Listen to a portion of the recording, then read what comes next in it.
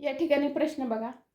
रेषेला बिंदू म्हटले, बिंदूला किरण म्हटले, किरणला त्रिकोण म्हटले, त्रिकोणाला चौकोन म्हटले, चौकोनाला वर्तुळ म्हटले आणि वर्तुळाला आयत म्हटले. तर जीवा हा घटक कोणत्या आकृतीत काढता येईल? आता कोणत्या घटकाला काय म्हटलंय हे आपण काय करूया, त्याच्या खाली काढून घेऊया. रेषेला काय म्हटलंय तर बिंदू म्हटलंय, रेषेला बिंदू म्हटले, बिंदूला किरण म्हटले, बिंदूला काय म्हटले किरण म्हटले, किरणला त्रिकोण म्हटले, किरणला त्रिकोण म्हटले, त्रिकोणाला चौकोन म्हटले, त्रिकोणाला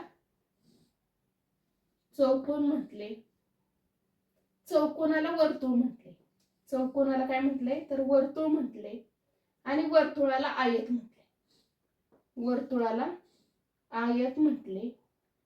तर जीवा हा घटक कोणत्या आकृतीत काढता येईल? आता या ठिकाणी जीवा कशाला असते तर वर्तुळाला असते. मग वर्तुळाला काय म्हटलंय तर आयत म्हटले. मग या प्रश्नाचं उत्तर काय येईल तर आयत येईल. म्हणजेच पर्याय क्रमांक 4 हे काय होईल या प्रश्नाचं उत्तर येईल.